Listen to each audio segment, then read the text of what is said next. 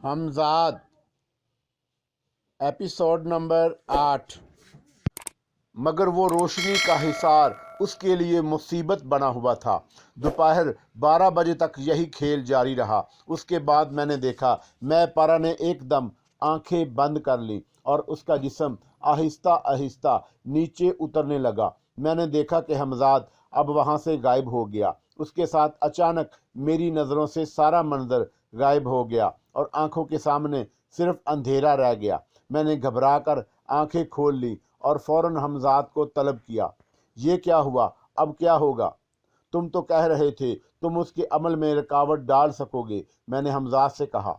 हमजाद ने थकी थकी आवाज़ में जवाब दिया, अभी 2 दिन और बाकी हैं, जो होगा देखा जाएगा। मैंने अपनी तमाम कुव्वतें सिर्फ कर दी कि किसी भी तरह उसका अमल रुक जाए, मगर आपने खुद देख लिया कि मुझे उल्टा नुकसान ही पहुंचा। अगर मैं उसके हिसार में से बाहर छलांग लगाने में ज़रा सी भी देर करता तो मेरा वजूद जलकर खाक हो जाता। आप देख रहे हैं कि मेरा जिस्म और चेहरा बुरी तरह झुलस गए हैं। हमजाद बात करते करते रुका तो मैंने उससे एक और सवाल किया, इस अमल के बारे में तुम्हें और क्या क्या तफसीलात मालूम हैं? हमजाद ने मुझे बताया कि ये अमल, जैसा कि मैंने आपको पहले भी बताया, कि सूरज तुलू होने के कुछ देर बाद शुरू होता है और मुसलसल 3 दिन तक किया जाता है, अब तक कि सूरज निसफ अनहार तक ना पहुंच जाए। उसके बाद पुरस्रार कुव्वतें अमल को अपनी हिफाजत में ले लेती हैं। इस दौरान ना तो मैं पारा किसी से मिलेगी और ना बात करेगी और ना ही उसे कोई नुकसान पहुंचाया जा सकता है, बल्कि उसके बरअक्स अगर कोई कुव्वत इस दौरान उस पर हमला करे तो उसकी जान खतरे में पड़ने का एहतमाल होता है। इसलिए मैं वापस आ गया। जो कुछ हो सकता है वो सिर्फ उसके अमल पड़ने के दौरान हो सकता है। हमजाद खामोश हो गया। शायद इसलिए उसके बाद मेरे तसव्वुर की कुव्वत भी उसे देखने में नाकाम हो गई। मैंने हमजाद से सवाल किया, जी हाँ, यही वजह होगी, मगर जब तुम वहाँ से चले थे तो तुमने क्या देखा? मैंने देखा कि मैं पारा आंखें बंद किए छत के गिरे हुए मलबे पर उतरी। फिर वो उसी तरह आंखें बंद किए हुए मलबे से गुजरकर अपने कमरे की तरफ बढ़ने लगी।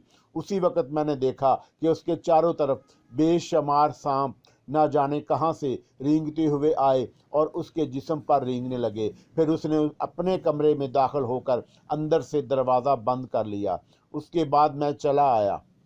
हमजाद एक लम्हे के लिए रुका और फिर ठंडी सांस भरकर बोला, काश हम 2 होते। मैं हमजाद की बात ना समझ सका। 2 से तुम्हारी क्या मुराद है? मेरा मतलब है कि वो हमजाद से था। 2 अशखास के हमजाद मिलकर बड़ी कुव्वत बन सकते हैं। अगर किसी शख्स के बस में उसका हमजाद होता और वह शख्स हमारा दोस्त होता तो उस वक़्त सूरत हाल यकसर मुख्तलिफ होती।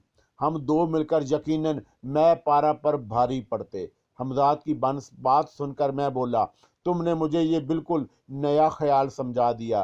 काश तुम पहले मुझे बताते तो कोई ना कोई इंतज़ाम हो सकता था। यानी, हमजाद ने पूछा, यानी ये कि किसी और को इस बात पर आमादा किया जा सकता था कि वो अपने हमजाद को काबू में करे। अमल उसे मैं बता सकता था। मैंने कहा, लेकिन ऐसा कौन शख्स हो सकता है?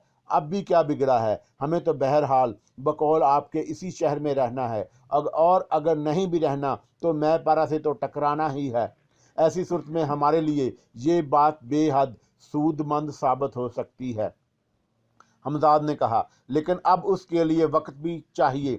41 दिन से पहले तो किसी भी सूरत में कोई शख्स हमें हमजाद को काबू में नहीं कर सकता, और फिर ये खदशा भी है कि इसका अमल पूरा हो जा पाए या नहीं। मैं बोला, लेकिन उस शख्स का नाम तो बताइए जिससे आप ये अमल शुरू करवाना चाहते हैं। कौन है वो? हमजाद ने पूछा। मेरे जहन में जब्बार का नाम था। वो यूं भी मेरी बहुत इज्जत करता था, फिर मैं उसका मोहसिन भी हूँ। इसके अलावा जब वो हमजाद के बारे में सुनेगा और उसकी पुरस्रार कुव्वतों का उसे इल्म होगा तो यकीनन अमल करने के लिए तैयार हो जाएगा। मैंने हमजाद से कहा। हमजाद ने मेरे ख्याल से इत्तफाक किया। फिर उसी दिन जब्बार मेरे पास बैठा हुआ नहायत संजीदगी से हमजाद की पुरस्रार कुव्वतों के बारे में सुन रहा था। मैंने उसके सामने चंद अमली मुजाहरे भी किए। وہ बे इंतहा मुतासर हुआ और हमजाद का अमल करने पर राज़ी हो गया। मैं उसे अमल के बारे में ज़रूरी हदायत देने लगा। सुनो, तुम्हें अमल के बारे में किसी को कुछ बताना नहीं है कि तुम हमजाद को काबू में करने के लिए अमल कर रहे हो, और इसके अलावा तुम्हें अमल के दौरान जो वाक़या दरपेश हों उनका ज़िक्र भी किसी से नहीं करना। अलबत्ता मुझे ज़रूर बता सकते हो, अमल के दौरान शराब और देगर नशा आवर अशिया से मुस्तकिल तो दूर रहना है, और गोश्त खाना कतई तर्क कर देना पड़ेगा, और तुम किसी भी दिन पेट भर कर खाना नहीं खा सकोगे। हमेशा अमल के दौरान अपनी असल खुराक से कुछ कम ही खाओगे। इसके अलावा इस दौरान तुम औरत से कतई दूर रहोगे, बल्कि बेहतर ये है कि तुम इन दिनों में किसी से मिलो ही नहीं। तुम्हें अपने मकान में एक अलग कमरा अमल करने के लिए मुंतखब करना पड़ेगा। उस कमरे को पहले साफ सुथरा करना, और अगर हो सके तो बेहतर यह है कि उस कमरे की दीवारों पर कली करवा लो। जब उससे फारग हो जाओ तो अमल से बेशतर कमरे को अच्छी तरह धूप वगैरह दे लेना। इस कमरे में सवाए तुम्हारे और कोई दाखिल नहीं होना चाहिए। सिर्फ एक लंगोट बांधने को अमल रोज़ाना मुकर्रर वक़्त पर बिला नागा करना पड़ेगा। जब तुम ये तैयारियां मुकम्मल कर लोगे तो मैं तुम्हें वो दिन बताऊंगा जिस दिन से तुम्हें अमल शुरू करना है, इसलिए कि चाँद की पहली तारीखों में ये अमल शुरू करने से अमल की कामयाबी के ज़्यादा अमकानात होते हैं, बल्कि चाँद की पहली तारीखों में ही अमल शुरू करना चाहिए। मैं काफ़ी देर तक जब्बार को हमजाद के मुतल्लक हदायत देता रहा और काफ़ी देर बाद उसे रुखसत किया। मैंने उसे अभी वो अमल नहीं बताया था जिसके ज़रिए वो अपने हमजाद को काबू में कर सकता, इसलिए कि अभी चाँद की पहली तारीखों में कम अज़ कम 10 दिन बाकी थे। और दूसरे दिन सुबह मैं पारा को देख रहा था। अब वो हवेली की दूसरी करीबी छत में अमले में मसरूफ़ थी। मैंने देखा कि हमजाद ने उस दिन भी अपनी इंतहाई कोशिश की कि मैं पारा की तवज्जो किसी तरह सूरज की तरफ से हटा दे, लेकिन कोशिशों में दोपहर के 12 बज गए और हमजाद नाकाम वापस लौट आया। अब सिर्फ कल का आखिरी दिन है। अगर तुमने कल भी नाकाम रहे तो अपने अमल के फारग होने के बाद जाने मेरे लिए क्या मुसीबत खड़ी करे। मैंने हमजाद से कहा, जी हाँ, सिर्फ एक दिन बाकी है। मुझे नज़र आ रहा है कि हमें ये शहर छोड़कर भागना ही पड़ेगा। हमजाद ने मायूसी से कहा, अभी से क्यों हिम्मत हारते हो, आखिरी कोशिश तो कर लो। फिर तीसरी सुबह बहुत क़यामत खेज थी। जब हमजाद रवाना हुआ तो मैंने उससे कहा, अगर तुम उसका कुछ बिगाड़ नहीं सकते तो कम अज़ कम उसे रुसवा तो कर ही सकते हो। मेरी बात सुनकर हमजाद चौंका। मैं आपका मतलब नहीं समझा। मेरे कहने का मतलब ये है कि अगर आज भी खुदा ना ख्वास्ता तुम नाकाम होने लगो तो तबीब ख़ास की पूरी हवेली को खंडर में तब्दील कर दो। ज़ाहिर है कि इस तरह मैं पारा फ़िज़ा में मुअल्लक रह जाएगी और फिर सारा मेरठ नज़ारा देखेगा। फिर वाकई ऐसा ही हुआ। सभी जब 12 बजने में कोई आधा घंटा बाकी रह गया और हमजाद को यकीन हो गया कि मैं पारा का कुछ ना बिगाड़ पाएगा, तो उसने पहले वो छत गिरा दी जिस पर मैं पारा खड़ी थी। फिर सारी हवेली देखते ही देखते खंडर बन गई। सारा मेरठ ही ये अजीबोगरीज मंजर देखने उमड़ पड़ा था। खुशकिस्मती से उस दिन भी तबीब ख़ास अरशाद अहमद खान हवेली में नहीं थे, वरना मलबे में दब जाते। मैं पारा अपनी हवेली के मलबे के ऊपर फ़िज़ा में मुअल्लक थी और उसके चारों तरफ दूधिया रोशनी का हिसार कायम था। शायद तबीब ख़ास को भी किसी ने इस हादसे से मतला कर दिया था। वो भी नीचे सड़क पर मजमे के साथ सहमे हुए शर्मिंदा से खड़े थे।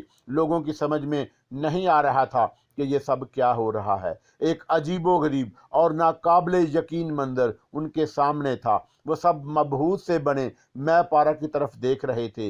ये खबर शायद आग की तरह पूरे मेरठ में फैल चुकी थी। बेगम पुल में हजूम बढ़ता जा रहा था। कुछ ही देर में वहां मुझे कलेक्टर जॉर्ज, नवाब साहब और देगर मुअज़्ज़ज़ीन शहर भी नजर आए।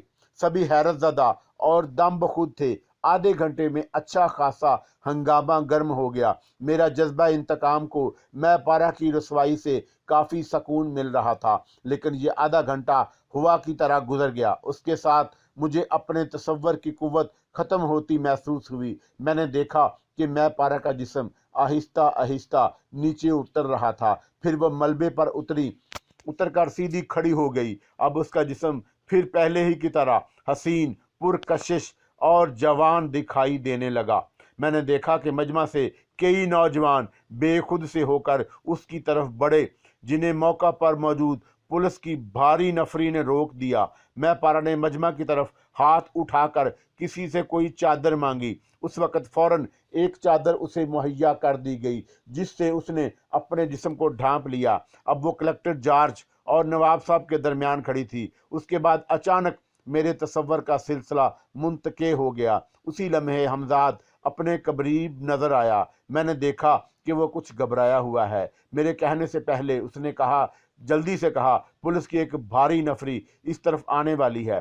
मैं पारा ने उसे सारे हंगामे की जिम्मेदारी आप पर डाल दी है। उसने नवाब साहब, कलेक्टर जॉर्ज और दूसरे आला हुकाम से आपके बारे में कहा कि आप चंद पुरस्कार कुव्वतों के मालिक हैं, जिनके जरिए आपने उसे इस हाल को पहुंचाया और ये सारा हंगामा हुआ है। उसने पुलिस को बयान दिया है कि वो अपने कमरे में अच्छी भली लेटी हुई थी कि उसे एकदम हवेली गिरती हुई महसूस हुई। वो अपने कमरे से बाहर निकली और फिर अचानक उस पर बेहोशी तारी हो गई। उसे कुछ नहीं मालूम किसने उसे बेहोश किया, लेकिन बेहोश होने से पहले उसने हवेली में आपको दाखिल होते हुए देखा था। फिर क्या और कैसे हुआ उसे कुछ मालूम नहीं। मैं पारा ने पुलिस को यह भी बताया कि आप बहुत दिन से उसके पीछे पड़े हुए हैं और कई मर्तबा उसे ज़बरदस्ती अपनी हवेली में ले गए हैं, जहां उसने नरगस को भी देखा है। उसने पुलिस को हवेली का पता भी बता दिया है। हमजाद की बात सुनकर मैं खड़ा हो गया। अब क्या हो सकता है, मैंने हमजाद से पूछा। सिवाय फरार होने के अलावा और कोई रास्ता नहीं। पुलिस अब यहाँ तक पहुँचने ही वाली है। हमजाद किसी तरह मुझे लेकर रेलवे स्टेशन तक पहुंच गया और मैं प्लेटफार्म पर रेंगती हुई एक मुसाफिर गाड़ी में भाग कर चढ़ गया। चंद ही लम्हे बाद ट्रेन ने स्पीड पकड़ ली। मैं इतनी रूदादी में भागा था कि टिकट भी ना ले सका। ना मेरे इल्म में यह था कि यह ट्रेन कहाँ जा रही है। मैंने एक सीट पर बैठते ही हमजाद को तलब करके उससे इस सिलसिले में पूछा। उसने मुझे बताया कि ट्रेन किस तरफ जा रही है। मैं अपनी सरगुज़श्त पढ़ने वालों को ये बता दूं कि उस ज़माने में अलीगढ़ का नाम कूल था और मैं वहां जा रहा था और उसकी हैसियत ज़िला की नहीं, एक तहसील की थी। उसे तहसील कूल कहा जाता था। हमजाद के रुखसत होते ही मुझे डब्बे में टीटी दाखिल होता हुआ नजर आया। ट्रेन इस वक्त एक छोटे से स्टेशन पर खड़ी थी, जहां से ये टीटी सवार हुआ था। ट्रेन मुश्किल से इस स्टेशन पर 2 मिनट ठहर कर फिर चल दी। टीटी मुसाफिरों की टिकट चेक करता हुआ मुझ तक पहुंच गया। टिकट उसने सवाल किया और मैं चकरा गया, लेकिन उसी वक्त मैं फिर हमजाद को तलब कर चुका था। मैंने टीटी की तरफ देखकर कहा, कितने टिकट चाहिए? मैं महसूस कर चुका था कि हमजाद ने मेरी जेब में लातादाद टिकट भर दिए थे। वो शायद पूरी ट्रेन के मुसाफिरों के टिकट उड़ा लाया था। टीटी मेरी बात सुनकर बौखला गया।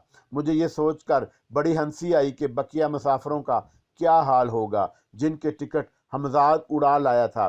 मैं अभी यही सोच रहा था कि फिर एक मरतबा ट्रेन के ब्रेक लगे। लोग आपस में चहमगोइयाँ करने लगे। वो रेलवे के महकमे पर लानत मलामत कर रहे थे कि इस छोटे स्टेशन पर यह ट्रेन कभी नहीं रुकती, मगर आज खिलाफी तवक्का यहाँ भी रुक गई थी। ट्रेन आहिस्ता आहिस्ता होते हुए बिल्कुल रुक गई। लोगों ने नीचे उतरना चाहा कि मालूम कर सकें कि ट्रेन यहाँ क्यों रुकी है, मगर किसी को भी डब्बे से उतरने की इजाज़त नहीं मिली। हर डब्बे के दोनों दरवाज़ों पर मसला सिपाही मुतय्यन थे, जिन्होंने मुसाफिरों को अपनी अपनी सीटों पर बैठे रहने की तलकीद की। कुछ मुसाफिरों के इस्तफार पर मेरे डब्बे पर मुतय्यन पुलिस वालों ने बताया, हमें मीरठ से हुक्म मिला है कि इस ट्रेन को रोक दिया जाए, क्योंकि इसमें एक नहायत खतरनाक मुजरम सफ़र कर रहा है। मेरठ के अफसरान बाला का हुक्म है कि इनको पहुंचने से पहले किसी भी मुसाफिर को ट्रेन से ना उतरने दिया जाए। वो खुद आकर मुजरम को शिनाख्त करेंगे। जब तक आला अफसरान यहाँ तक ना पहुँच जाएं, ट्रेन यहीं खड़ी रहेगी। आप लोगों से दरख्वास्त है कि इत्मीनान से अपनी सीटों पर बैठे रहें। अगर आप में से किसी ने डब्बे से उतरने की कोशिश की तो नतीजे के जिम्मेदार हम नहीं होंगे। पुलिस वाला ये कहकर खामोश हो गया। मेरी नज़र उसके हाथ पर थमी हुई बंदूक पर थी, जिसका रुख डब्बे की तरफ था। हालात से नबर आजमा होने के लिए मेरे जहन में तेजी से काम करने लगा। मैं समझ गया कि मैं पारा ने अपनी पुरस्कार कुव्वतों से काम लेकर पुलिस के आला हकाम को मेरे फरार से आगाह कर दिया है, वरना यह मुमकिन ही नहीं था कि पुलिस को ये इल्म हो जाता कि मैं इस ट्रेन में सफ़र कर रहा हूँ। ये सोचकर मुझे मैं पारा पर शदीद गुस्सा आया और अपने बचने की फ़िक्र भी लाहक हुई। मैंने बगैर वक़्त ज़ाया किए हमज़ाद को तलब किया। ज़ाहिर है कि मुझे इस संगीन सूरत हाल से सिर्फ वही बचा सकता था। फिर चंद ही लम्हों बाद मेरी आंखों ने वो अजीब मार्का देखा जिसे मैं आज तक फरामोश नहीं कर सका, और शायद वो लोग भी एक तवील अरसे तक ना भूल सके होंगे जो इस ट्रेन में सफ़र कर रहे थे। वाक़या अपनी नोयत के एतबार से इतना अजीब था कि किसी की समझ में ना आया कि अचानक ये सब कुछ क्या हो गया। देखने वालों ने तो सिर्फ इतना देखा कि अचानक पुलिस के सिपाहियों ने एक दूसरों पर गोलियां चलाना शुरू कर दी। इन मौक़ों में कई मौक़ों पर ही दम तोड़ गए। गोलियों की मुसलसल आवाज़ों और चीखों पकार ने लोगों के हवास मुअत्तल कर दिए। गोलियों की ज़िद अपने डब्बों में बैठे हुए मुसाफिर भी महफूज नहीं थे। नतीजा ये कि वो अपनी जान बचाने की खातर डब्बों से उतरकर जिधर मुंह उठता भाग निकलते। जान बचाने की खातर डब्बों से उतरकर जिधर दिल आया भाग निकले। मेरे डब्बे के सामने मुतय्यन पुलिस वाले भी या तो गोलियों की नज़र हो चुके थे या वहां से भाग खड़े हुए थे। अब मेरे फरार का रास्ता कतई साफ था। मैं खामोशी से प्लेटफार्म की दूसरी सिमत उतरा और तेजी से एक तरफ भाग गया। अजीब अफरा तफरी का आलम था। किसी को किसी का होश नहीं था। मैंने दानिस्ता इस छोटे से स्टेशन की करीबी आबादी की तरफ जाने से गुरेज किया जहां ट्रेन रुकी थी, इसलिए कि मुझे खतरा था कि हालात संभलते ही सबसे पहले मुझे वहीं तलाश किया जाएगा। मैं अमरूदों के एक बाग के करीब से गुजर रहा था कि उसी वक़्त हमजाद मुझ तक पहुंच गया। वो आते ही बोला।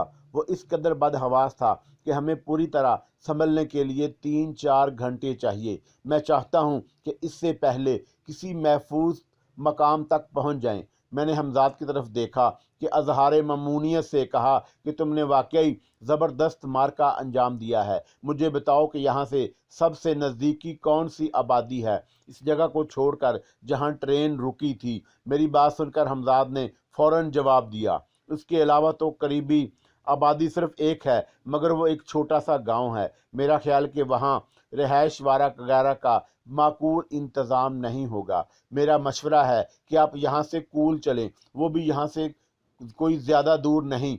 अच्छी खासी बड़ी तहसील है। मैंने हमजाद की राय से इत्तफाक करते हुए कहा, ठीक है तो फिर मुझे वहीं ले चलो। फिर चंद लम्हों बाद मैंने हमजाद के हमरा फिजा में तैर रहा था। नीचे दूर दूर तक हरे भरे लहलहाते खेत इतनी बुलंदी से बहुत खूबसूरत लग रहे थे। मैं उनके हुस्न में खोया हुआ हमजाद के साथ सफ़र कर रहा था। वो जानबूझकर आहिस्ता चल रहा था कि मैं अपने होशो हवास ना खोम बैठूं। शाम से कुछ पहले उसने मुझे आबादी के बाहर उतार दिया। मेरे इर्द गिर्द खेतों और बागों के तवील सिलसिले फैले हुए थे। जल्द ही हम आबादी तक पहुंच गए। ये जगह मेरे लिए कतई अजनबी थी। रेलवे स्टेशन से गुजरता हुआ आगे बढ़ा, इसलिए कि मुझे तवक्का थी कि स्टेशन के आसपास यकीनन कोई सराय होगी। मेरा अंदाज़ा गलत नहीं था। मैं एक सराय तक पहुंचने में कामयाब हो गया। ये सराय छोटी होने के बावजूद बेज़ाहिर साफ सुथरी नज़र आ रही थी। मैं सुबह से अब तक की भाग दौड़ के नतीजे में खासी थकन महसूस कर रहा था। मैं सराय के एक करीबी होटल में खाने से फारग होकर अपने कमरे में आकर लेट गया। मैं अब अपने आइंदा अक़दाम के बारे में गौर फिक्र करना चाहता था। मैं पारा से शिकस्त खाकर मीरठ से फरार हो जाना मेरे लिए तौहीन अमीज़ था, लेकिन हालात ने इतनी तेज़ी से करवट बदली थी कि सिवाय उसके और कोई रास्ता ही नहीं था। जब इंसान का जहन सोचते सोचते थक जाता है और कोई नतीजा अखज़ नहीं कर पाता तो फरार के रास्ते ढूंढने लगता है। मेरे ऊपर भी कुछ ऐसी ही कैफियत हुई थी। मैं रात ढलने का इंतज़ार करने लगा। आहिस्ता आहिस्ता सराय पर सकूत तारी होने लगा, लेकिन मुकम्मल सन्नाटे का मुंतज़िर था ताकि हमजाद को तलब करके अपने थके हुए असाब को सकून पहुंचाने के लिए किसी रेशमी जुल्फ़ों में पनाह ले सकूं। आखिर मुझसे सब्र ना हो सका। मैंने हमजाद को बुलाकर अपनी ख्वाहिश का इजहार कर ही दिया। मेरी बात सुनकर वो बोला, गालबन आप अभी मेरठ की सराय वाला वाकया ना भूले होंगे। अभी कुछ लोग जाग रहे हैं। मेरी तो ये राय है कि आज रात आप और सब्र से काम लें। कल दिन में कोई महफूज जगह तलाश करने और वहां मुंतकिल होने के बाद जो आपका जी चाहे कीजिएगा। मैं समझता हूं कि आपका ये अमल एहतियात के तकाज़ों के मुनाफी है। मैं हमजाद की बात सुनकर झंझला गया। मैं तुमसे इस बारे में कोई राय तलब नहीं की। मैं तुमसे जो कुछ कह रहा हूँ उस पर अमल करो।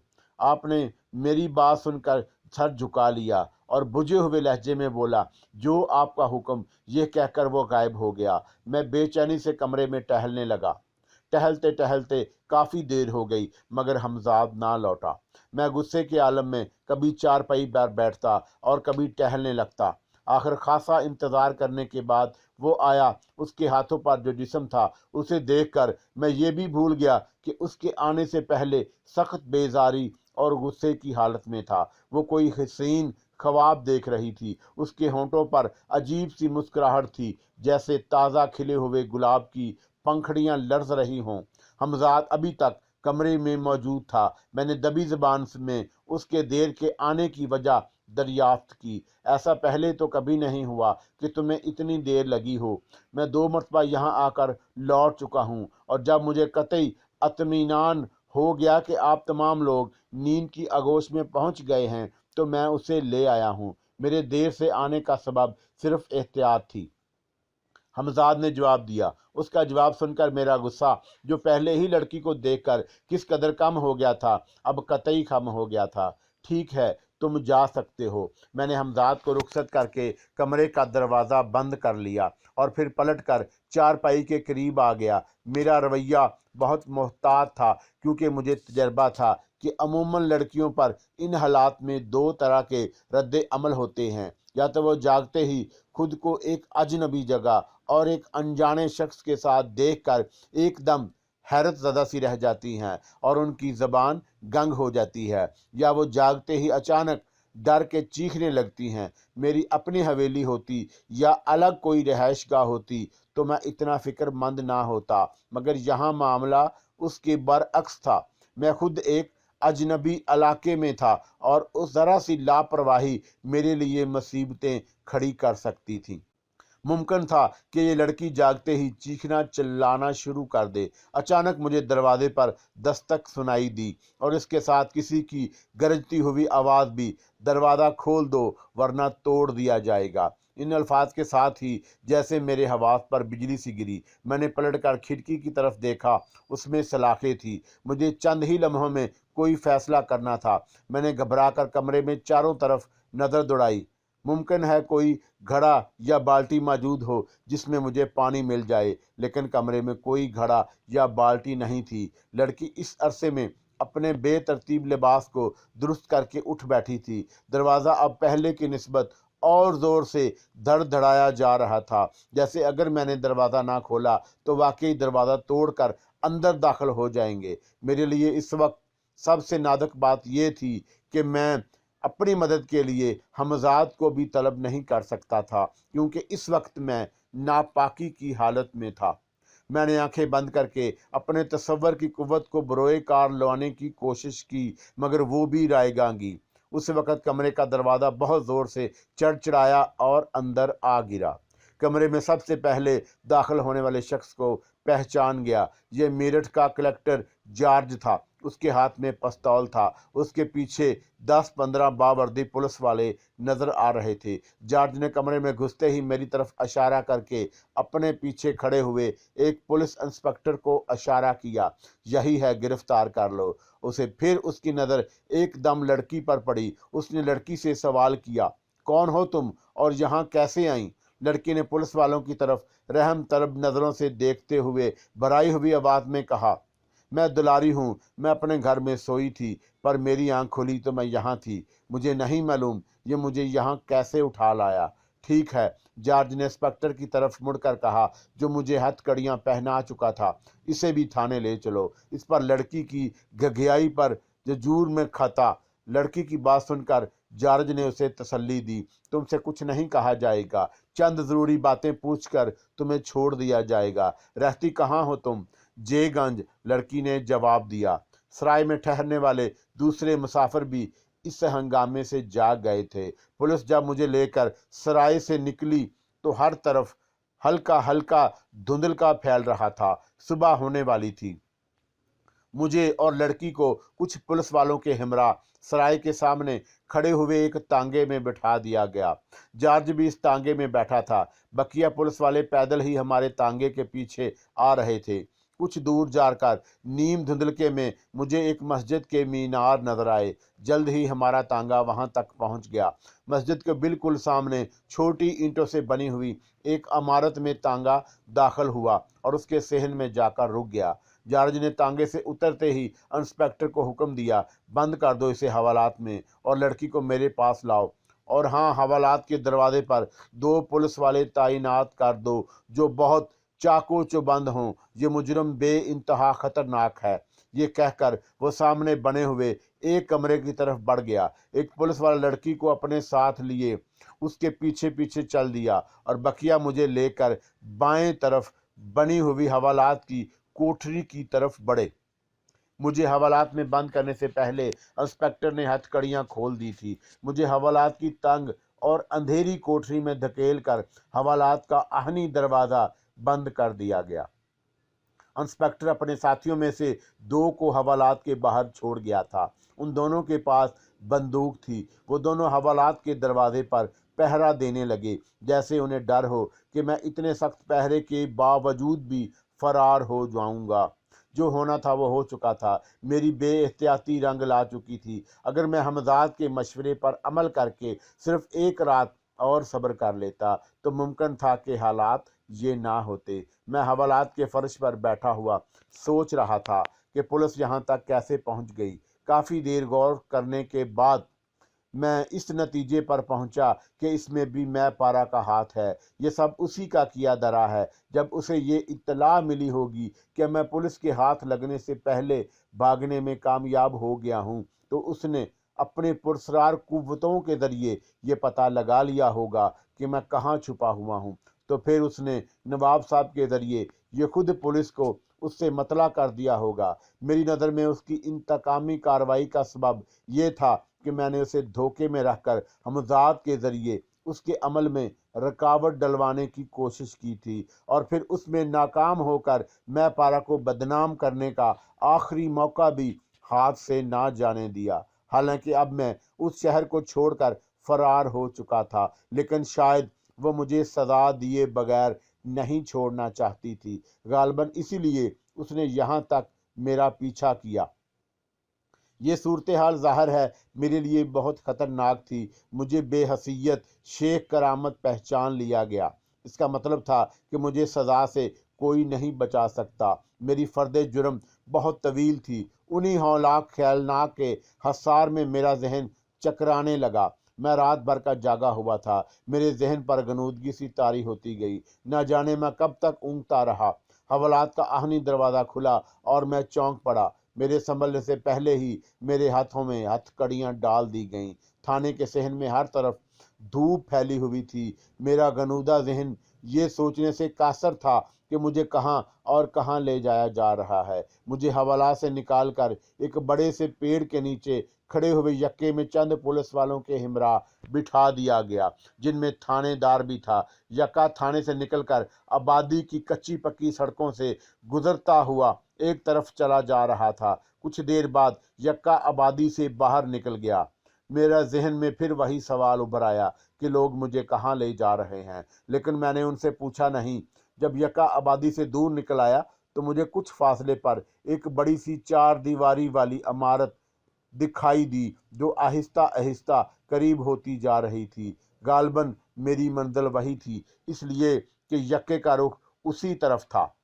आबादी से बाहर इस इमारत का मतलब जल्द ही मुझे मालूम हो गया। जब पुलिस वाले मुझे लेकर उसके बड़े से फाटक नुमा दरवाजे तक पहुंचे, मुझे हवालात से जेल में मुंतकिल कर दिया गया। ज़रूरी कागजात की खानापुरी के बाद मुझे उस चकंदर नुमा बड़ी मूंछों वालों ने घूरा, जिसे तमाम लोग जेलर साहब कहकर मुखातब करते थे। हूँ तो तुम हो बड़े खतरनाक मुजरम, मगर मेरे पास आकर अच्छे अच्छे पानी मांग जाते हैं। उसका लहजा काफ़ी तौहीन अमेज था। अगर कोई और वक़्त होता तो मैं उसके लहजे का जवाब देता, मगर इस वक़्त मेरा खामोश रहना ही बेहतर था। फिर थानेदार और पुलिस वाले चले गए, मैं जेलर के साथ अकेला रह गया। रहीमू, जेलर धाड़ा। उसकी आवाज़ के साथ ही एक खौफनाक चेहरे वाला भारी कम डंडा ब्रादर कमरे में दाखिल हुआ। उसके आते ही जेलर फिर गुराया। उसके बारे में मालूम हुआ है कि बहुत बड़ा बदमाश है, इसे ले जाकर अंदर वाली बैरक में बंद कर दो। उसका हुक्म सुनकर रहीमू ने मेरा बाजू पकड़ा और बोला, चल अबे। मुझे उसका रवैया सख्त हित्तक अमेज महसूस हुआ। मैंने जेलर की तरफ देखकर कहा कि आप लोग तमीज़ से बात नहीं कर सकते, आप मुझे पढ़े लिखे मालूम होते हो। ये सुनकर जेलर ने मुझे एक मोटी सी गाली दी और रहीमू से कहता कि सुनता है, ये हरामी मुझे यानी खान साहब बंद अली को तमीज़ सिखाने आया है। इससे ज़रा बता कि तमीज़ किसे कहते हैं। मैं अभी कुछ भी समझ ना पाया था कि रहीमू का उल्टा हाथ घूम गया। तड़ाक थप्पड़ मेरे मुंह पर इतनी ज़ोर से पड़ा कि मेरा सर चकरा गया।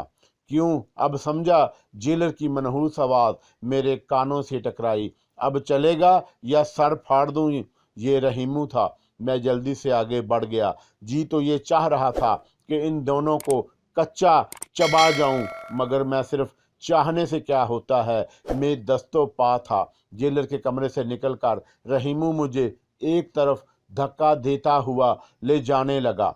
सामने ही एक बड़ी सी बैरक थी, जिसे उस वक़्त गालबन खाली थी। कुछ लोग इधर उधर जा रहे थे, जिनके पाँव में बेड़ियां पड़ी हुई थी। वो मुख्तलिफ काम करते नजर आ रहे थे। कोई रस्सी बट रहा था, कोई पानी भर भर कर सामने क्यारियों में डाल रहा था, कोई चारपाइयाँ बुन रहा था। बाईं तरफ कुआं था, जिसमें कुछ कैदी डोल डोल कर पानी भर रहे थे। मैंने चलते चलते रहीमू से नहायत नरम लहजे में कहा, भाई रहीमू, क्या मुझे नहाने की इजाज़त दोगे? मैं ये तुम्हारा एहसान ज़िंदगी भर नहीं भूलूंगा।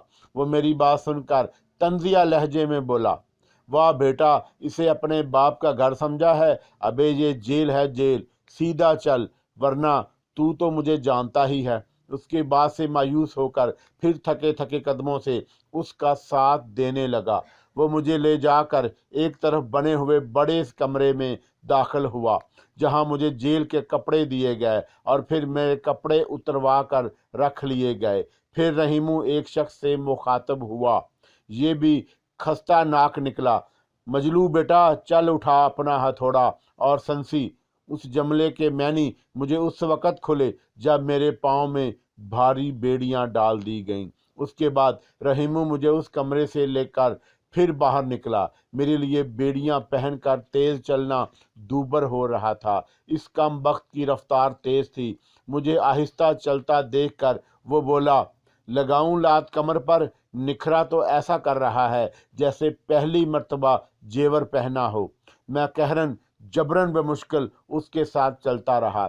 चार दीवारी के करीब बड़ी बड़ी बैरकों से काफ़ी फासले पर, ज़रा ज़रा फासले से चार पांच नहायत तंग कोठरियां बनी हुई थी, जिनमें से एक भरी हुई थी, जिसमें मुझे एक नीम वैशी सा नजर आया, जिसकी आंखों में बला की बेबसी थी। मैं उसे देखकर कांप गया। उसके सर और दाढ़ी के बाल बेतहाशा बड़े हुए थे। यहीं एक खाली कोठरी के सामने स्टूल पर एक पुलिस वाला बैठा था, जो हमें करीब आता देखकर उठ खड़ा हुआ और रहीमू से बोला, ये तो मुझे बिल्कुल नया लगे है, पर इसे सीधा इधर ही क्यों ले आए हो? ये कहकर उसने अपनी बुझती हुई बेड़ी का कश लगाया और रहीमू की तरफ सवालिया नज़रों से देखने लगा। बहुत खतरनाक है, जरा इसकी खतरनाकी दूर होवे तो इधर जनरल में आवे। अच्छा ज्यास्ती, बात ना कर, खोल अपना डरा। रहीमू की बात सुनकर पुलिस वाले ने अपने हाथ में थामा हुआ गुच्छा घुमाया और एक करीबी कोठरी खोल दी, और जैसे ही मैंने अंदर कदम रखा उसने मुझे अंदर धक्का देकर एकदम सलाखदार दरवाज़ा बाहर से बंद कर दिया, और मैं इस तंग कोठरी में खड़ा रह गया, इसलिए कि इसमें इतनी भी गुंजाइश मुझे नज़र नहीं आ रही थी कि बैठ सकूं। फिर उसके साथ ही मुझे बदबू का एहसास हुआ। कोठरी के अंदर मच्छरों का एक जमे गफीर छुपा हुआ था, जो मेरे अंदर दाखिल होते ही भिन बनाने लगा, जैसे उसे मेरी आमद गरां गुजरी हो। मैंने सलाखों से बाहर देखा तो रहीमू दूर जाता हुआ नजर आया, और जिस पुलिस वाले ने मुझे अंदर धकेला था वो भी दिखाई ना दिया। शायद वो अपना स्टूल दूर खिसका के ले गया था, जहां मेरी नज़र उस पर ना पड़ सके। कैद तन्हाई, मेरे जहन ने सोचा, ये तो बहुत बुरा हुआ। इन जालिमों ने मुझे तो इसका मौका भी नहीं दिया कि मैं गुस्ल कर सकूं। मुझे जेल में दाखिल होते हुए ये उम्मीद बंधी थी कि मैं यहाँ गुस्ल तो कम अज़ कम कर ही सकूंगा, मगर थाने बार कम वक्त ने इस खबीस जेलर के कान में न जाने क्या फौंका था कि उसने मुझे छूटते ही कैद तन्हाई में डलवा दिया। जिस्मानी और रूहानी अजियत से मेरा बुरा हाल था। जहन बोझल, जिस्म नढाल, उस पर ये कैद व नहद और सऊबतें क्या, मैं यहीं इस हाल में सिसक सिसक कर मर जाऊंगा। यकीनन ये एक हौलनाक मौत होती। मैं ये सोच कर लर्ज गया। काश एक मर्तबा, सिर्फ एक मर्तबा मुझे इतना मौका मिल जाए कि मैं गुस्ल कर सकूं, फिर तो मैं इन तमाम तकलीफ़ों से निजात हासिल कर सकता था। खड़े खड़े मेरे पाँव शल होने लगे। मैं नहीं बता सकता कि पाँव की बेड़ियों के बावजूद मैं किस तरह इस तंग कोठड़ी में दोनों पाँव आगे फैलाकर बैठने में कामयाब हुआ। एक तरफ मेरी कमर दीवार से लगी हुई थी और दूसरी तरफ सामने मेरे पाँव दीवार को छू रहे थे, लेकिन बेड़ियां पड़ी होने के सबब पाँव समेट कर बैठना मेरे लिए नामुमकिन था। इस तरह बैठ कर मुझे कुछ सुकून मिला। मेरा थका हुआ जहन बोझल होता गया और उसी हालत में मेरी आंख लग गई। इस काल कोठड़ी में पूरा एक हफ्ता मैं इंतहाई अजियतों और दुखों में गुजारा। मुझे खाने के लिए बदमज़ा बदबूदार शोरबा और इंतहाई ख़राब आटे की रोटी मिलती। मेरा मैदा बेमुश्किल हजम कर पाता था। चाय भी काली और जैसी हफ्तों की पकी हुई मालूम होती थी। गालबन 8वें दिन जब मुझे इस कोठरी से निकाला गया तो मेरे लिए अपने पैरों पर खड़ा होना मुश्किल था। मुझे वहां से निकाल कर एक जनरल बैरक में मुंतकिल कर दिया गया। उस दिन मेरी हालत इस काबिल नहीं थी कि 2 कदम भी चल सकूं, मगर रहीमू के डंडे के खौफ ने जैसे मेरे जिस्म में बिजली दौड़ा दी। मुझे तवक्का थी कि कम अज़ कम आज मुझसे कोई काम नहीं लिया जाएगा। मैं बैरक के फर्श पर पूरे 1 हफ्ते के बाद सीधा लेट गया। मेरी कमर तख्ता हो रही थी। मैं पूरे 7 दिन ना लेट सका था। जैसे ही मैं बैरक के फर्श पर लेटा मेरी आंखें बंद होने लगी, मगर उसी वक्त किसी ने लात मारकर मुझे उठा दिया। उठो शहजादे, यहाँ तुम्हें हराम की तोड़ने के लिए नहीं रखा गया। ये रहीमू नहीं था, मगर उसकी कबील का कोई लगता था।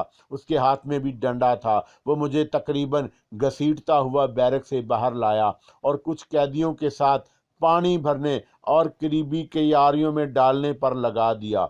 ये सुबह 6 बजे का वक़्त था। 6 बजे से लेकर 11 बजे तक मैं गिरता पड़ता पानी के भारी डोल उठाता रहा।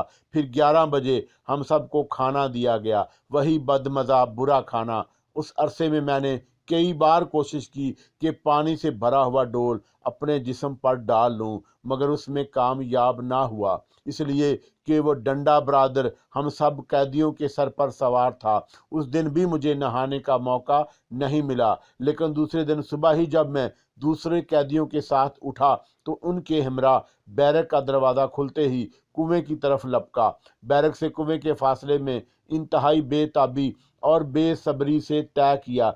फिर मैंने ये ज़रूरत भी महसूस ना की कि कमीज़ तो उतार देता। मैंने पानी से भरा हुआ डोल अपने ऊपर डाल लिया। मेरा सारा जिस्म पानी से भीग गया। फिर दूसरा डोल भी मैंने अपने ऊपर ऊंद लिया। मेरी ये हरकत देखकर एक दूसरा कैदी बना गया। अबे अब दूसरों को भी नहाने देगा कि सब पानी अपने ही ऊपर डाल देगा, मगर मैंने उसकी बात सुनी अनसुनी कर गया। मेरे लिए ये लम्हे इंतहाई अहम और पुरमसरत थे, जैसे मैंने पानी के साथ ही अपने सारे मसाइब बहा दिए हों। और दूसरे ही लम्हे मैं हमजाद को तलब कर चुका था। उसके आते ही मैं बोला, तुम मेरी हालत देख रहे हो, मैं तुमसे बिछड़ कर किन हालों को पहुंच गया। मुझे एक एक जालिम से बदला लेना है। अब तुम इस वक्त तक मेरे साथ रहोगे जब तक मैं तुम्हें इजाज़त ना दूं जाने की। मेरी बात सुनकर हमजाद ने सर तस्लीम खम किया और खामोशी से सर झुकाए मेरे हुक्म का मुंतज़िर रहा। मुझे इसके चेहरे के तासरात से अंदाज़ा हुआ कि यकीनन उसे भी मेरी हालत देखकर दुख हुआ है। मुझे किसी अनदेखे वजूद से बातें करते देखकर एक कैदी ने हंसकर दूसरे को कोहनी मारी और बोला, अंदर वाली बैरक में रहकर इसकी ये हालत हो गई है। वो उसे बातें करने लगा है। उस वक़्त मुझे डंडा बरादर चौकीदार आता दिखाई दिया।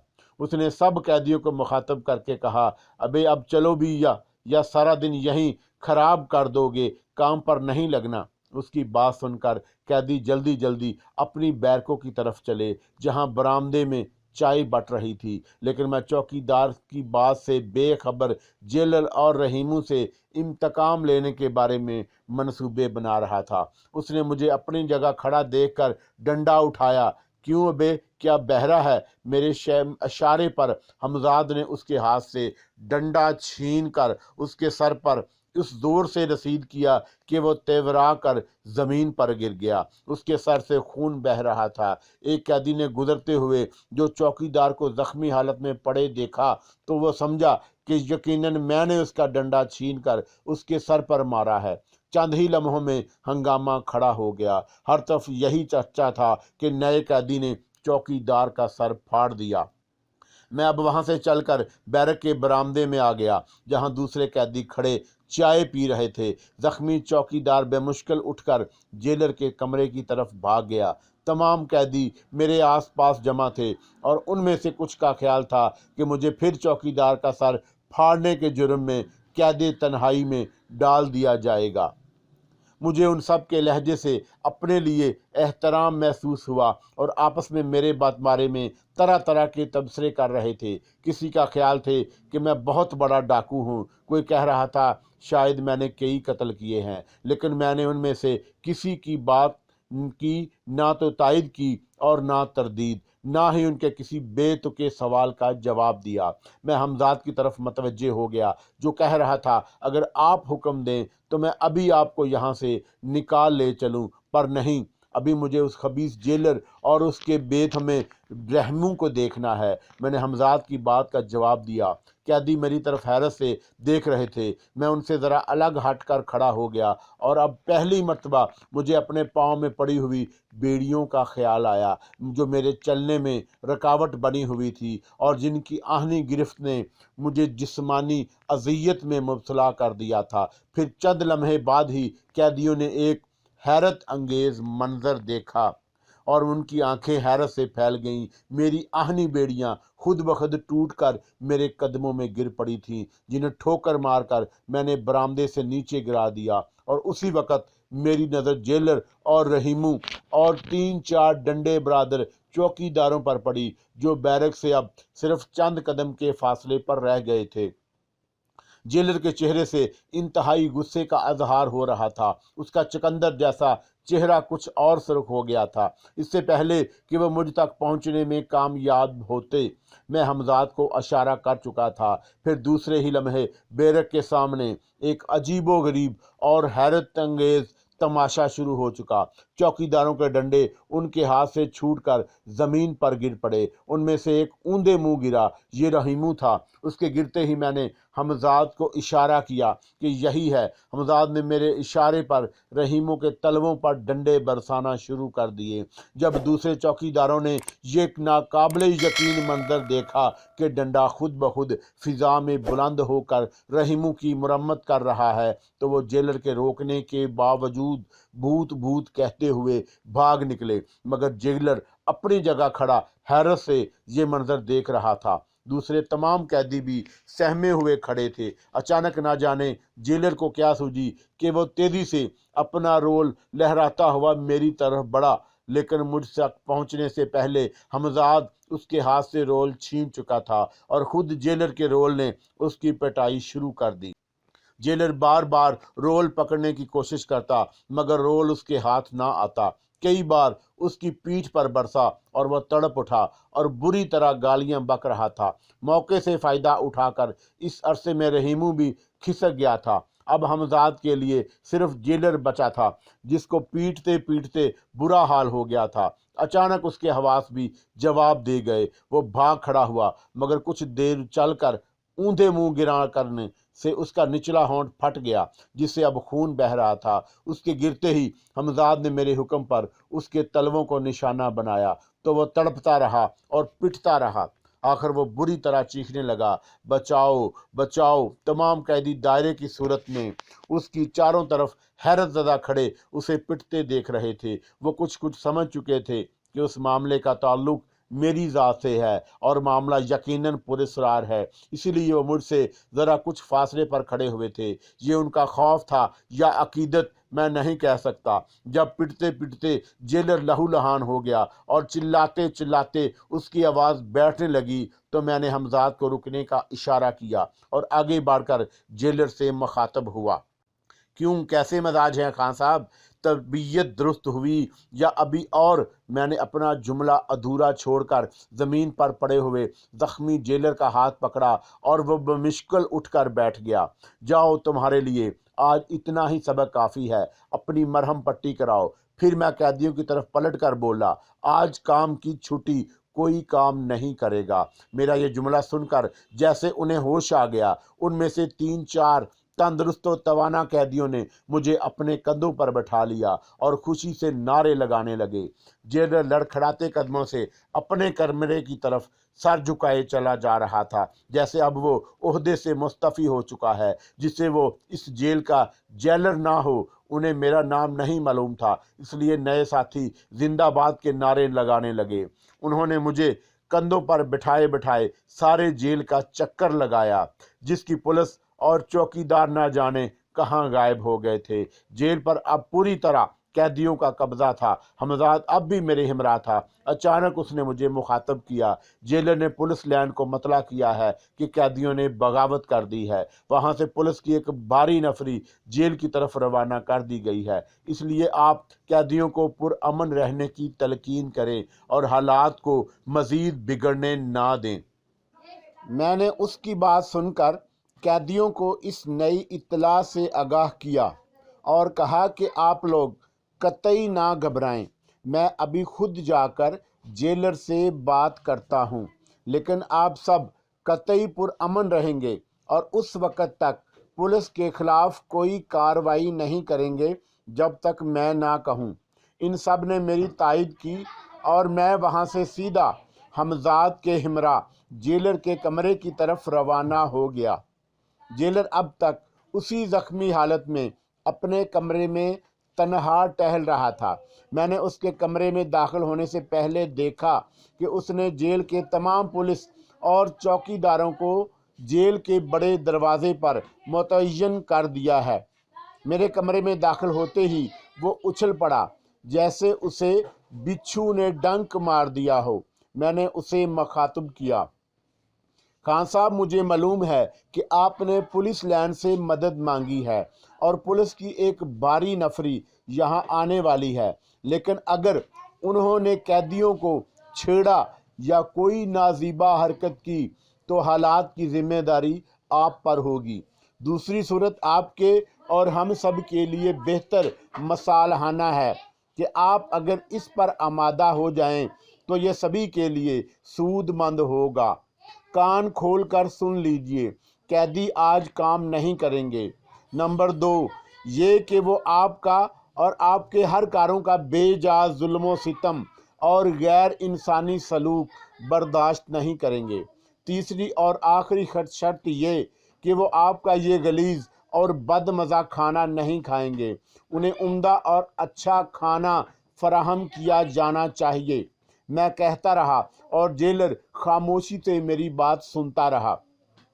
अगर आपने मेरी बात ना मानी तो ना सिर्फ आपके साथ कोई रहम रखा जाएगा, बल्कि पुलिस को भी इस बदसलूकी का मज़ा चखा दिया जाएगा।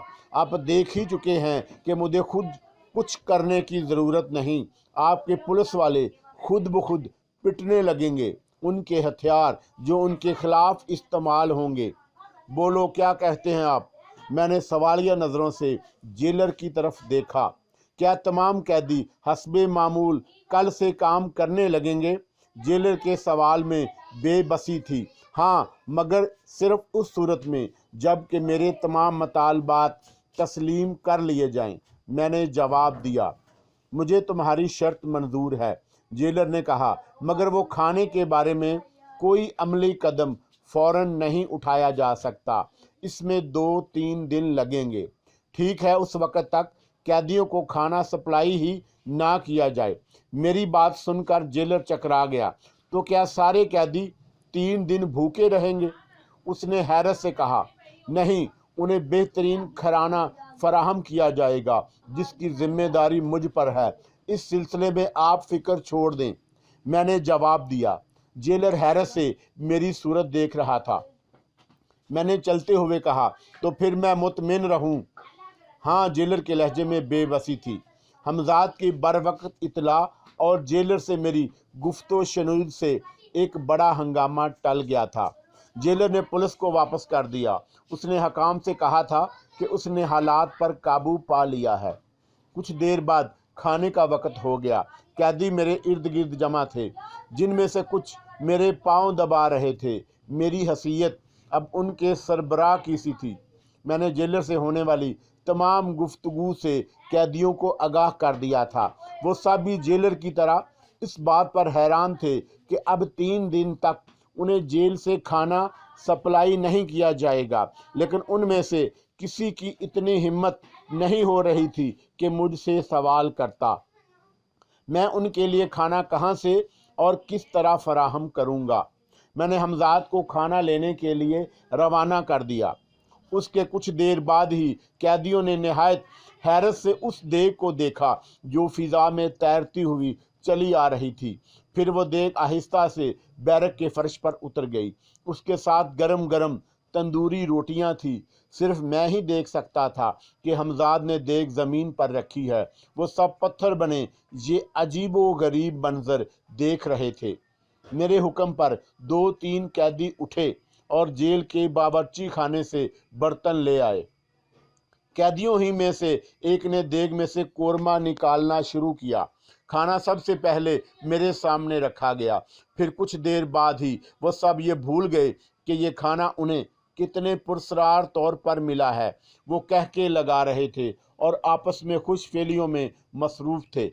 अब उन्होंने हैरत ज़दा होना छोड़ दिया था।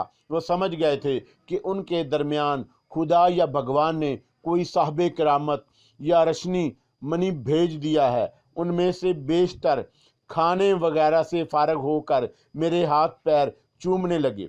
मैंने उन्हें ऐसा करने से नहीं रोका। आज एक तवील अरसे के बाद मेरी अना को तस्कीन मिली थी। बदायूं से निकलने के बाद आज पहली मर्तबा मुझे ये मसर्रत हासिल हुई थी। मैंने खुश होकर उन सब के लिए हमजाद से फलों के टोकरे मंगवाए। वो आमों के दिन थे। हमजाद कई कलमी आमों के टोकरे उठा लाया। सब ने सैर होकर आम खाए। ना जाने उन्हें कितने अरसे बाद ये नेमतें नसीब हुई थी और सब ही बेइंतहा खुशो खरम नजर आ रहे थे, जैसे उन्होंने कभी दुख उठाए ही ना हों। उनके कहकों में जिंदगी थी। अब उनकी बातों में रस था। उनके चेहरे शादाब थे। वो खाने और आमों से पूरा इंसाफ करने के बाद लंबी तान कर सो गए, क्योंकि आज उन्हें काम तो करना नहीं था। जेल में दोपहर का खाना खाकर शायद वो पहली मर्तबा सोए थे। मैं भी उनके बराबर ही लेट कर गाफल हो गया। आंख खुली तो मैंने देखा हमजाद मेरे सरहाने अब तक खड़ा था। उसने मुझे बेदार देखकर मुखातब किया। आइंदा के लिए मैंने एक बात सोची है, अगर आप इससे मुतफिक हों। मेरी ये तजवीज़ मौजूदा हालात को मद्दे नज़र रखते हुए नहायत मुनासिब है। मैं उठकर बैठ गया और वो बोला, हाँ बताओ, मैं सुन रहा हूँ। मैं खुद इस सिलसिले में तुमसे मशवरा करना चाहता था। हालात ऐसे हैं कि फ़िलहाल मीरठ वापस होना कतई नामुमकिन है। इसका पहला सबब तो मैं पारा है और दूसरी वजह ये कि मीरठ की पुलिस आपको पहचान चुकी है। आप उसकी नज़र में मुजरिम हैं। इस हाल हमें अगर यहाँ से फ़रार होकर किसी दूसरे शहर में रिहाइश इख्तियार की जाए तो वो भी ख़तरे से खाली नहीं। ये बात मैं पारा से छुपी ना रह सकेगी कि आप जेल से फ़रार होने में कामयाब हो गए हैं। हमजाद ने मेरी तरफ देखा। तुम ठीक कहते हो, और ऐसी सूरत में जब तक वो मुझसे नाराज़ है और इंतकाम लेने के पे दर पे है तो वो अपनी पुरस्रार कुव्वतों के ज़रिए से मालूम करके बता सकती है कि मैं कहाँ छुपा हुआ हूँ। पुलिस को मतला कर सकती है, फिर एक भाग दौड़ शुरू हो जाएगी। मैंने हमजाद की तायद की, लेकिन उसका हल क्या हो सकता है, ये बात मेरी समझ से बाहर है। मैंने हमजाद की आंखों में देखते हुए कहा, वही हल तो मैंने तलाश किया है, इसलिए कि उस सिलसिले में आपकी तायद चाहता हूँ। हमजाद ने जवाब दिया और फिर बोला, हल ये है कि आप यहीं जेल में रहें। और मैंने हमजाद की बात काटकर फौरन सवाल किया, मगर कब तक? सिर्फ उस वक़्त तक जब तक दूसरा हमजाद पैदा ना हो जाए। दो हमजाद मुकम्मल मैं पारा को बेखूबी ज़ैर कर सकते हैं। जेल में रहने से एक फ़ायदा तो ये होगा कि मैं पारा आपसे मुतमिन रहेगी। दूसरे ये कि यहाँ आप ही का राज है। आप नहायत सकून व इत्मीनान से जब तक यहाँ रहना चाहें रहें, क्योंकि आप तो जानते हैं कि मेरे होते हुए आपका यहाँ से निकलना कोई मसला नहीं। आप जब कहेंगे आपको जेल से रहाई मिल जाएगी। पुलिस को अभी आपके खिलाफ शहादतें जमा करने और मुकदमा कायम करने में कम अज़ कम 1-2 माह लगेंगे। फिर मुकदमे का फ़ैसला इतनी जल्दी होना मुमकिन नहीं। हमजाद ने तफसील से तमाम बातें मुझे समझाईं, मगर तुमने ये तो बताया ही नहीं कि हमजाद का अमल कौन करेगा। यहाँ तो मुझे ऐसा कोई दिखाई नहीं देता। फिर इन जैसे लोगों पर एतमाद करना भी एक मसला है। ये क्या ज़रूरी है कि हमजाद को काबू करने के बाद वो हमारा दोस्त ही रहेगा? मैंने हमजाद से पूछा। आप शायद अब्दुल जब्बार को भूल गए हैं, हमजाद ने कहा, मगर वो तो मीरठ में है। उसका यहाँ जेल में आना मेरी समझ से बाहर है। ये बंदोबस्त हो सकता है। ये मुमकिन था कि मैं उसे सीधा यहाँ उठा लाता, मगर इस सूरत में जेल के हकाम से क्या कहा जाएगा। इसलिए मैंने सोचा कि वो किसी जुर्म में माखूज होकर जेल भेजा जाए। हमजाद ने जवाब दिया। मैं हमजाद से बातें करता जेल की बड़ी बैरकों के पीछे तन्हाई में चला गया था, ताकि दूसरे कैदी जो मुझे हैरत से देख रहे थे मेरी बातें ना सुन लें। वो हमजाद को ना तो देख सकते थे और ना उसकी बातें सुन सकते थे, मगर मेरी गुफ्तगू तो वह सुन सकते थे। इसलिए मैंने ये एहतियात बरती थी। हमजाद के बाद मैंने मेरे जहन में एक और सवाल खड़ा कर दिया, जिसका अजहार मैंने उस बात से भी कर दिया कि तुम कहते हो कि अब्दुल जब्बार को किसी जुर्म में माखूज करा दोगे, लेकिन शायद तुम ये भूल गए हो कि वो मीरठ में है। इसलिए अगर वो पकड़ा गया तो उसे मीरठ ही में रखा जाएगा। क्योंकि क्या मैं गलत कह रहा हूँ? मैंने हमजाद की तरफ सवालिया नज़रों से देखा। मैंने जब आपके सामने अपनी तजवीज़ रखी थी तो उसके तमाम पहलुओं पर गौर कर लिया था। ये बात मेरे जहन में भी आई थी। मैंने उसका हल ये सोचा था कि अब्दुल जब्बार को मीरठ से यहाँ ले आऊँगा, यानी कूल में, और फिर उसके हाथों कोई जुर्म सरजद करवा दूंगा। जुर्म भी ख़तरनाक नोयत का, मसलन किसी का कत्ल वगैरह, ताकि वह हर तरह हमारे रहमो करम पर हो और हमजाद को हासिल करने के अमल पर तैयार हो जाए और आइंदा भी उस एहसान से सर ना उठा सके। हमजाद ने बताया। अब तमाम बात मेरे लिए साफ थी। हमजाद ने वाकई इस मामले के तमाम पहलुओं पर खूब गौर करने के बाद मुझसे ये गुफ्तगू की थी। उसकी ये तजवीज़ नहायत मुनासिब और कारगर थी। ایک طرف تو میں پارا میری طرف سے یہ سوچ کر مطمئن رہتی کہ میں جیل میں ہوں اور کچھ دن بعد مجھے سخت ترین سزا ہو جائے گی، دوسری طرف میں اس سے انتقام لینے کے لیے عبدالجبار سے حمزاد کا عمل پورا کرا سکوں گا۔ اب جیل کی تمام صورتحال میرے حق میں تھی، جیلر نے میرے آگے ہتھیار ڈال ہی دیے تھے۔ تمہاری تجویز سے مجھے پورا اتفاق ہے، میرا خیال ہے کہ تم کل صبح ہی یہ کام انجام دے لو، میں نے حمزاد سے کہا۔ دوسرے دن صبح حمزاد جب تمام قیدیوں کے لیے بہترین ناشتہ فراہم کر چکا تو میں نے اسے میرٹھ کی طرف روانہ کر دیا۔ قیدی آج ناشتہ کرنے کے بعد میری ہدایت کے مطابق اپنے اپنے کاموں میں لگ گئے تھے۔ اس عرصے میں جیلر بھی مجھ سے ملنے میری بیرک میں آیا۔ وہ قیدیوں کو کام کرتا دیکھ کر خوش تھا۔ اس نے میرا بہت بہت شکریہ ادا کیا۔ اسے اپنے ہر کاروں کے ذریعے یہ پراسرار اطلاع مل چکی تھی کہ قیدیوں نے بہترین کھانا کھایا ہے اور ناشتہ بھی انہیں نہایت عمدہ ملا ہے، اور وہ یہ تمام باتیں سن کر حیرت زدہ تھا۔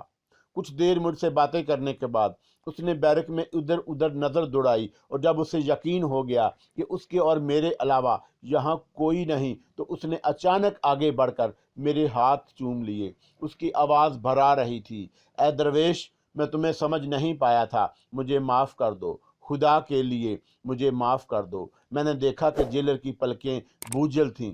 میں اس وقت تک آپ کے پیر نہیں چھوڑوں گا جب تک آپ مجھے معاف نہ کر دیں۔ جیلر نے میرے پاؤں پکڑ لیے تھے مگر میں اسی طرح بیٹھا رہا، میں نے اپنے پاؤں کھسکائے نہیں۔